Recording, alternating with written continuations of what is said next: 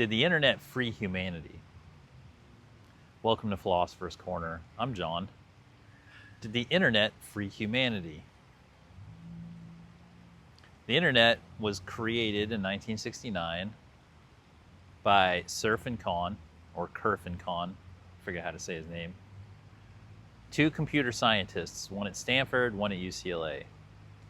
And they initially set it up just to have two computers send information between each other. The first message that was transmitted through their internet was LO, L-O, because one of the scientists from UCLA was trying to write login, and it cut off at LO, L-O, and then sent the message.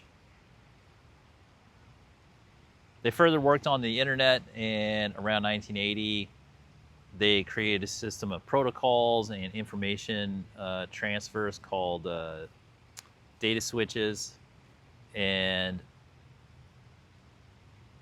which consisted of sending information in parsed out packets to be reassembled on the other end, and thus created a network of networks so that computers could start talking to each other, essentially transferring information, and gave birth to what we know as the internet. Now, around that time, other deep thinkers, strategizers, theoretical thinkers came into the fold, and their analysis of the situation in regards to human consciousness at the time was that they were creating space, a frontier, an information frontier, that could potentially free and liberate humanity by giving humanity access to democratized information, really for the first time in human history. Their analysis up to that point of some of the more radical thinkers for human liberation was that during the course of human history, the reason that the ruling classes throughout every country, throughout every era of human history, had maintained control over the lower classes, which was everyone, and had kept the global population oppressed for all of human history, was the fact that the ruling classes controlled information. They controlled the nature of information, they controlled the distribution of information, they controlled the context in which information was viewed. They were creating a global forced perspective on reality. And in that way, they determined that the ruling classes, in fact, had created a de facto fascism of perspective. That they were making the entire world live in one dimension, an artificially created dimension, that was created by the ruling classes to force everybody to live in that one dimension that they controlled, essentially outlawing and censoring all other dimensions that could possibly exist. And this control was achieved by total control of information systems. So the thinkers that got involved with the internet in the early 80s, their theory was that the way the internet was constructed was going to allow for the propagation of free information to the general public at a rate which was theoretically going to exceed the rate at which the establishment could control any information. And that any attempts by censoring sources of governments to attempt to stop the propagation of unfiltered information, democratized information, could never keep up with the expanding frontier of the internet. That there would always be a margin of pure freedom on the internet of information that could not be censored. That it would be theoretically impossible to control the flow of information going out to the public, as contrasted by the previous millennia worth of information control, which had been nearly total. And in that margin, where control could not keep up with freedom of information in this area, this area of information would propagate throughout the human consciousness to a point where the human consciousness would reach a tipping point and would become self-aware. And in the becoming of self-aware, would have gained information and truth regarding the previous history, the true history, which would give us the true context to become self-aware in the moment. And then at that moment of self-awareness, through the democratization of information through the internet, that the human consciousness on a planetary level would become liberated. And once liberated, all attempts to put it back into a previous state of oppression would fail, because the newly liberated planetary consciousness would recognize what those attempts were, having been informed of what the previous playbooks were, what the previous operations to oppress them were. So in the process of becoming self-aware, it included becoming aware of the previous systems of oppression. And then in the moment of liberation, when those old systems or even new systems of oppression were tried to be brought in, it would actually only further increase the liberation, because the human consciousness would be repelled by oppression.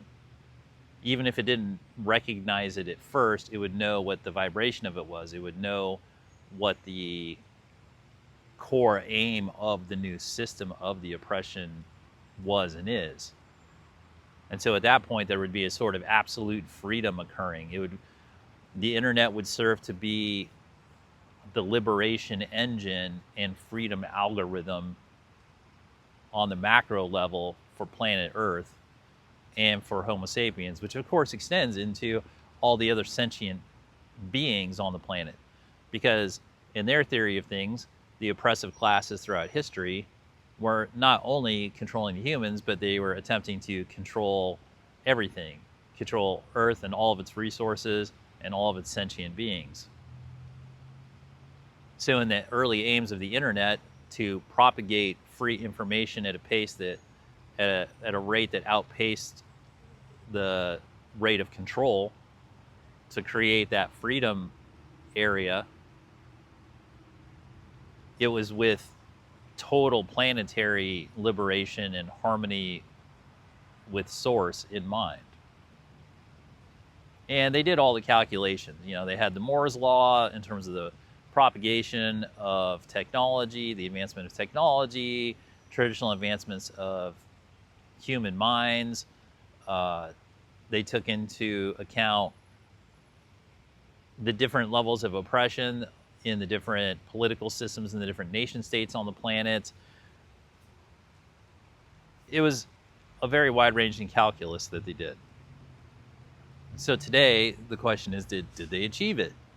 Because that was the idea some, 40 plus years ago, when it really got going, when the internet really got going.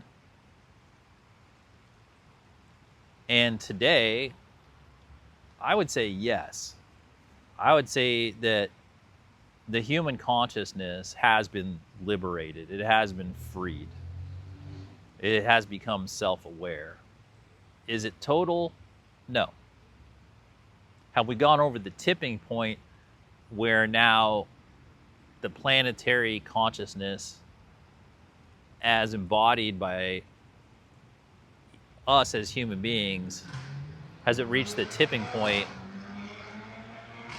where it's become self-aware of its history, of the history of the ruling classes and the means of control, and mainly who the different players are across time and space and across all the different types of countries and all the different typs of systems that are used and all the different ways and manners in which history has played out, and given us context as to where we're all at in this moment in a much truer way, in a way that's never been achieved before in human history? Yes. In a way that even if they turned off the internet today and we just had to move forward now with all the information and all the perspectives that we've gained from the internet and the propagation of freedom on it, would we be properly informed to move forward into a future that does not look like the past? Are we now capable and informed and enlightened enough to break the past historical cycles on the macro level, which was the chief aim of the internet, once they figured out what it was? I say yes. All the metrics I've seen, all of the behaviors I've seen, all of the big data trends I've seen point to yes. That now, if you just look at the mean, if you look at the median, if you look at the 50 percentile person from each country now in 2024, and you look at where approximately their baseline consciousness is, and you compare that person from 2024 and you compare that to a person in 1750, and you compare where their baseline consciousness is,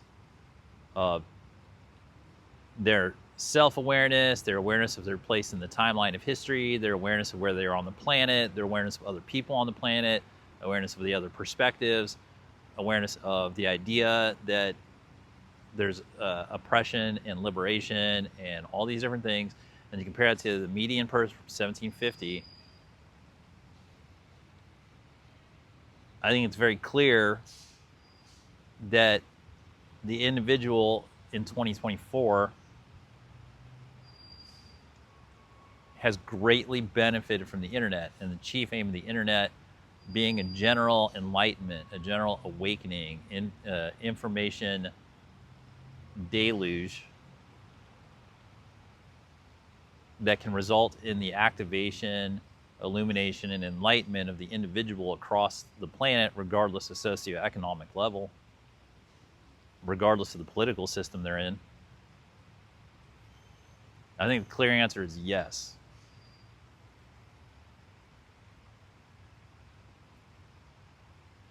Now, we've recently reached that tipping point, and it can only grow from here.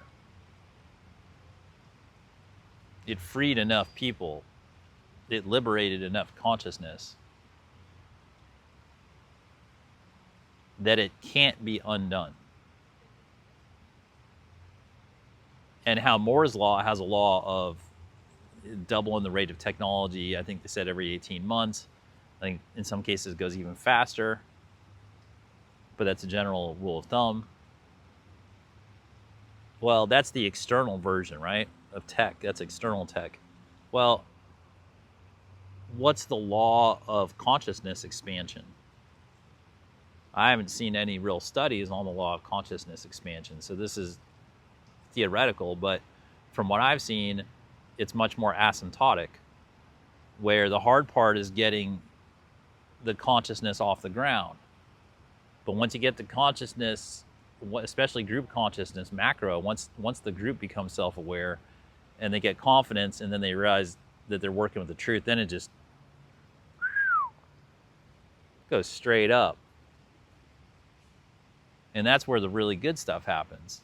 That's why unity is so powerful, like organic unity.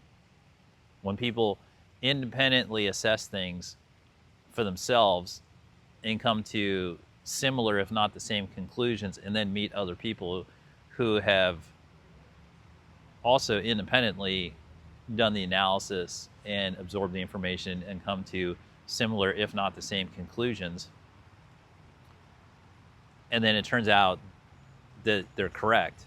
And when that happens in mass, when people begin to cluster together, having independently done these analyses,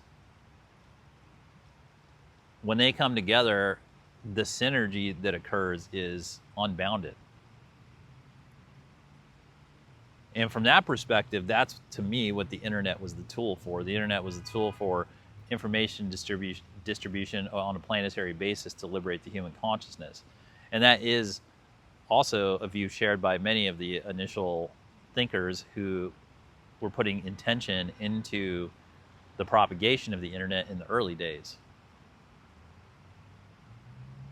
And that freedom frontier of the internet still exists today. And the information that's going out still has this effect. And enough people have been liberated and informed and enlightened that it did work. So thanks, internet. So yeah, did the internet free humanity? Did it liberate the consciousness? Yes. Well, thanks for spending some time here at Philosopher's Corner. I hope you found this helpful. And as always, have fun.